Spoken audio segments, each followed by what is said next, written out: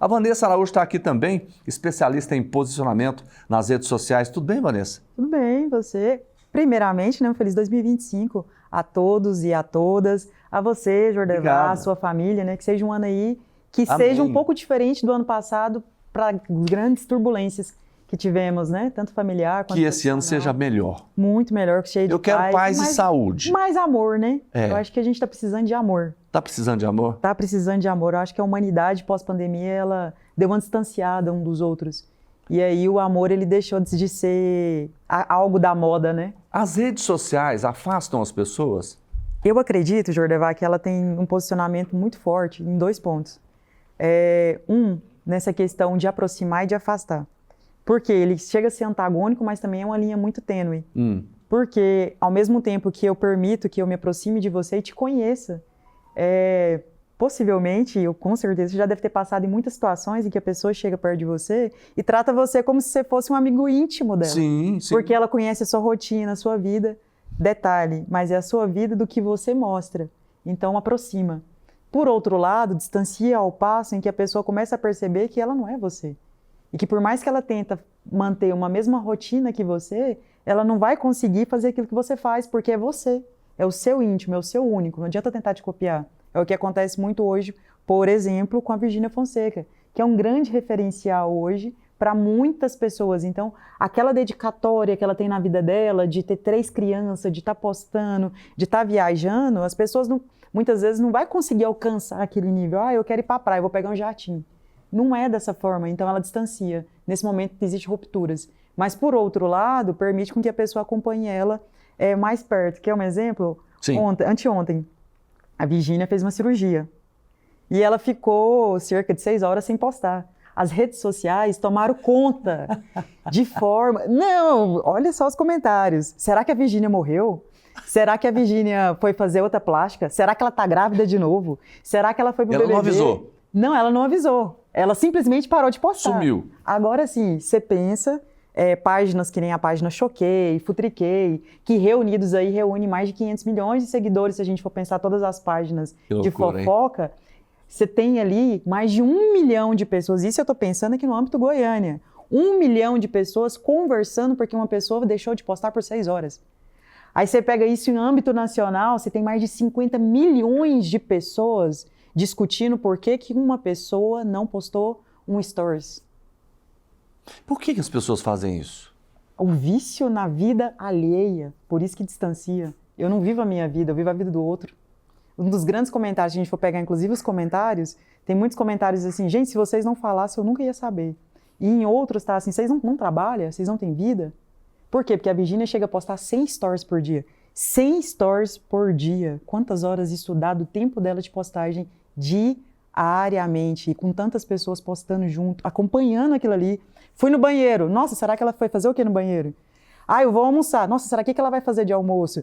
Nossa, a Flo caiu. Será que ela machucou? Imagina eu pensar instintivamente e sempre estar buscando entender e basear a minha vida em cima da vida de outra pessoa, baseado no que ela está fazendo ou não fazendo.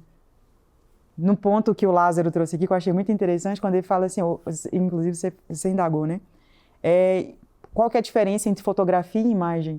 É um ponto, inclusive... porque hoje todo mundo tira foto. Isso, eu queria muito chamar ele uma hora, que se puder chamar nós dois, pra gente debater esse assunto. Qual que é a diferença entre imagem e fotografia? Porque a fotografia, você cria uma mística em cima dela. Tem uma reprodução ali. E o Lázaro tá aqui do lado. Lázaro, tá ok? Ok. Fechado? Vamos fazer? A gente vai fazer o seguinte, a gente vai trazer vocês dois para que a gente possa fazer essa conversa, né? E eu tinha até falado para o Lázaro no intervalo também, para que ele escolhesse pelo menos 15, pode escolher 20, fica à vontade, das fotos mais marcantes da vida dele, aquelas históricas. Eu imagino uma foto de 30, 35 anos atrás, uma foto mais recente, tudo. Sim. E aí ele vai trazer para a gente conversar dessas histórias, né? E vocês dois vão falar dessa questão da imagem e da fotografia. Eu gostei, eu quero, inclusive, eu acho isso perfeito. Que legal. Porque hoje a imagem em si perdeu a essência. A fotografia, ela perdeu aquilo que tinha antes. Gente, antes eu lembro que a minha avó, ela tá hoje com mais de 80 anos. E ela guardava as imagens da gente criança, dos avós. Aquilo era um momento de domingo em família para a gente olhar as fotos. Para a gente, em momentos familiares, recordar vivências tinha história. Uma das minhas formações é a história. E aí, quando a gente pensa na história e pensa que hoje a fotografia não tem mais história, a fotografia ela perdeu a essência da história. Porque eu não faço mais fotografia para guardar, eu faço para mostrar para outra pessoa o que eu tô fazendo, o que eu tô comendo. Eu brinco sempre, a gente vai no restaurante, sentou, você tá com 3, 4 pessoas, qual que é a primeira coisa que todo mundo vai fazer? Pega o celular. Não, eu acho um absurdo. Você encontra casais lá, num momento, no restaurante super legal, jantando, né? Mas antes aí um tá de lá com o telefone e o outro de cá, eles não conversam, né? Deve estar mandando mensagem um pro outro, né? Eu falo assim, me coloca no grupo. Me coloca no grupo. Não, mas eu acho isso um absurdo. Às vezes você perdeu aquele momento da conversa, né? Que era a coisa mais gostosa, até que entre os amigos mesmo. Você faz uma reunião, tem 6 pessoas, 4 estão no celular, 2 estão conversando, depois um larga, entra na conversa, mas nem sabe o que aconteceu, né? Não sabe o que aconteceu. E você perde o momento. Então, aquele que a gente chama de tempo, né? Hoje, assim, eu acredito fielmente que o nosso maior bem, ele se chama o tempo. O tempo é o maior bem que a gente tem. E quando a gente tem alguém que dá o tempo dele de qualidade pra gente, ou que a gente dá o nosso tempo de qualidade para outra pessoa, é fenomenal, é algo único que você pode construir. E quando você tem um tempo em que você está ali, mas você não está ali porque você está no celular, e o celular ele vai estar ali depois... E é interessante que as pessoas, muitas delas, elas não conseguem concluir um pensamento, porque ela está conversando com você, um assunto aí de repente ela abre aqui, responde alguém no WhatsApp, ou olha uma imagem no Instagram, depois ela volta, né? Aí continua e assim vai. A conversa não tem uma conclusão, você já reparou isso? É verdade. Eu não tinha parado para pensar nisso. Não tem. E aí isso, por exemplo, eu imagino assim, o que essas pessoas vão guardar na cabeça? Porque é sempre uma conversa que não termina. Que não termina. É verdade. Se você for falar de uma história de uma viagem antiga, provavelmente ela não vai render muito, porque você não tem aquele tempo para conversar. Caramba, e tanto que isso é fenomenal, né? Eu amo falar de história, de passado. Porque o que a gente deixa para as próximas gerações, né? Porque nós temos uma bagagem. Sim. Que nós pegamos ela. Qual que é a bagagem? Eu sou da época do analógico, você é mais nova. Mas mesmo assim eu vivi muito essa questão do analógico porque eu sou apaixonada em história. Inclusive fiz a formação em história por essa paixão por história.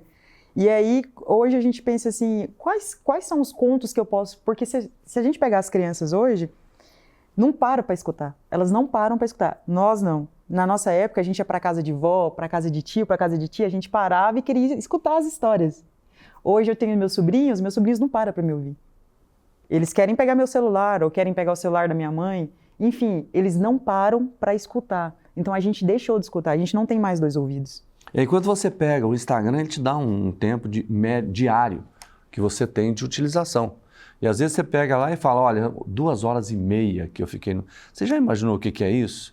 Se você imaginar que você dorme 8 horas, você está aí 16 horas por dia. Você tira 2 horas disso só para as redes sociais. Não, e eu acho que a gente podia fazer inclusive uma coisa, Jordevas, se topar.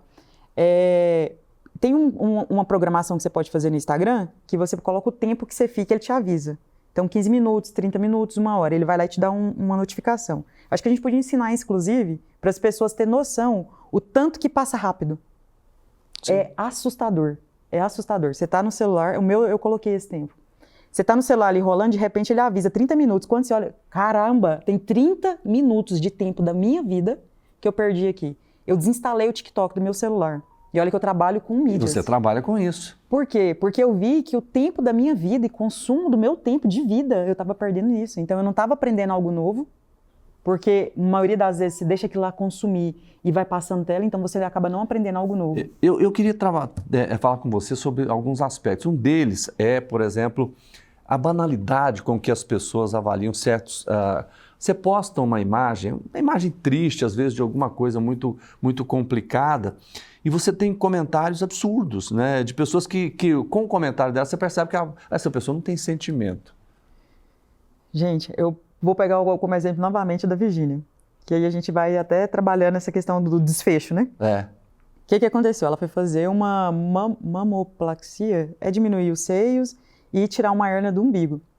E aí ela mostrou, né? Depois ela falou, eu sumi por causa disso e tudo, tô aqui, né, num apartamento de um hospital em São Paulo que parece muito mais um resort, o apartamento. Se você olhar o apartamento, e ela fala, né, isso aqui parece um apartamento, e se você olha assim, você nunca vai falar que aquilo é um hospital. Olha o consumo disso na cabeça de qualquer ser humano. Imagina Onde eu a quero... enfermaria do SUS. Aí, o que acontece? O desfecho disso é, a hérnia deixou o umbigo dela um pouquinho estufado.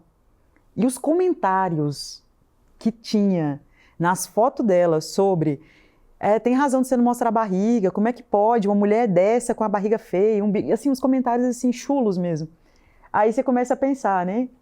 A mulher, ela tem tudo, cara, porque a Virgínia, ela é uma pessoa que ela construiu o corpo dela, e ela tem filho, e ela consegue, a partir daquilo ali, voltar para um corpo que é considerado normativamente na sociedade um corpo de ideal de consumo, e o umbigo dela, as pessoas são tão maldosas, mas elas têm uma característica tão... que a mulher é perfeita, gente, pelo amor de Deus, eu vou achar um defeito para falar. E é um exemplo, assim, que as pessoas acham que é perfeito, né? Por exemplo, é rica, é famosa, é casada, tem 3 filhos, o marido é filho de um homem mais famoso ainda, faz o que quer na hora que quer. Então, assim, a pessoa imagina, nossa, que é a coisa melhor do mundo. Mas ali tem problema. Tem problema. E muito. Muitos. Ninguém vive sem problema.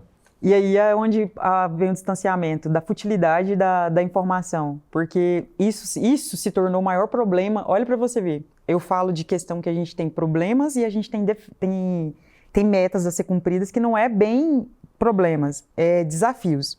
Isso eu vou te pegar um exemplo muito claro. O que é um problema para você hoje? No meu ponto de vista, Vanessa, é quando é um problema de saúde. Minha mãe quebrou o pé essa semana retrasada, no Natal. Eu passei o Natal com ela internada porque ela quebrou o pé e ela é pé diabético. Eu entendi que isso é um problema. Eu perdi um emprego, perdi um contrato. Isso é um desafio, são metas que eu posso ir lá e superar. Dentro da vida dessas pessoas que é acompanhado como influencer, pegando um exemplo da Virgínia, o umbigo dela é um problema ou só um desafio, um detalhe? Para essas pessoas, um problemão. Entende? Olha o que é o problema. A gente está falando de morte, de vida, de bem-estar da pessoa andar. Isso é um problema. Não, o problema é minha imagem que um umbigo vai causar um comentário maldoso na internet. As pessoas são muito maldosas na internet, não são? Elas são assim no ponto de vista pessoal ou só porque está escondida na internet? Eu acredito que a internet ela deu asas e máscaras. Eu posso ser quem eu quiser e falar o que eu quiser para quem eu quiser, que ninguém vai saber quem eu sou. Tem uma frase uma vez, essa pessoa foi governador de Goiás e estava fazendo críticas, né, na gestão dele, já tem mais de 20 anos. E um dia a gente estava conversando em off assim, né, e eu comentei com ele, mas isso aqui, ele falou assim, a distância é corajosa. Distância corajosa. Nossa, perfeita essa frase. A distância é corajosa. Porque muitas vezes, às vezes quando a pessoa faz um comentário, às vezes muito ácido, muito fora do contexto, maldoso, né, que você responde com educação, parece que ela revê aquilo, né, aí ela já tem um outro discurso, uma outra coisa. Eu fiz muito isso às vezes, ao invés de bloquear, às vezes eu respondo. Algumas vezes a gente percebe que a pessoa realmente não vai mudar, mas outras parece que dão uma chacoalhada. Uma aliviada, né? Eu acho que às vezes ela fala assim, opa, tem alguém... A internet, eu acho que durante essa questão da pandemia, as redes sociais, ela trouxe essa máscara, né?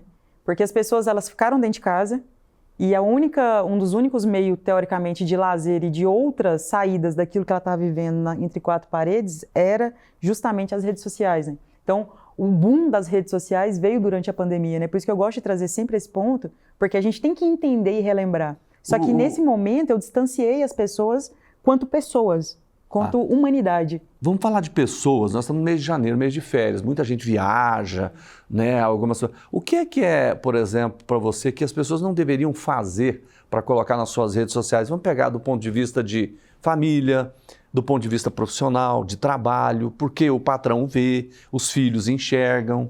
Então, esse negócio eu acho que é um dos pontos assim, que as pessoas deveriam tratar com tanto cuidado e respeito. Por exemplo... você tirou férias esse final de ano? Sim, um recesso pequeno. Aí você vai para a praia, aí você começa a postar com bebida. Não estou dizendo que você bebe, não é esse o ponto. Sim. Mas a gente não pode esquecer que seu Instagram ainda é um Instagram profissional. Ainda é um Instagram que você tem que trazer credibilidade.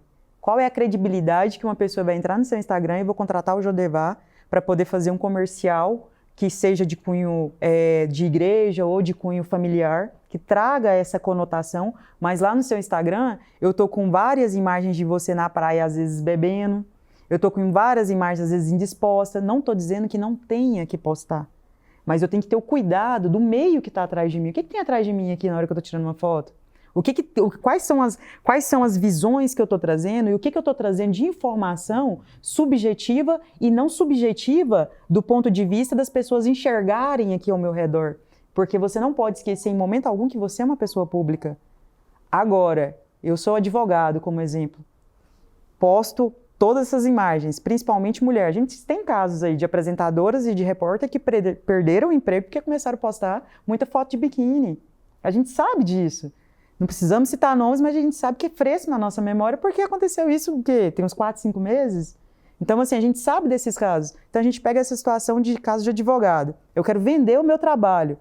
Como que eu vou vender a minha credibilidade e a minha imagem em cima de tantas pessoas que eu tenho no mercado, colocando ali, por exemplo, resenhas.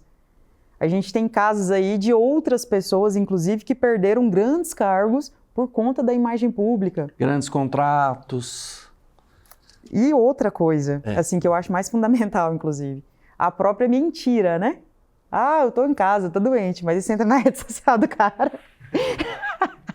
Aquele típico atestado de segunda-feira. Sim. Ah, eu tô doente, é mesmo. Aí olha o stories do cara, do domingo, do sábado. Onde ele estava? O que ele estava fazendo? Olha que legal, hoje o programa está muito especial. Vanessa Araújo, que é especialista em posicionamento nas redes sociais. Obrigado mais uma vez por você estar aqui. Estou à disposição. E estou esperando você e o Lázaro aqui para esse bate-papo, tá bom? Vamos fazê-lo. Com certeza. Então, muito interessante. Eu gostei disso. Obrigado pelo convite mais uma vez. Agradeço a confiança. Volte mais vezes. Está...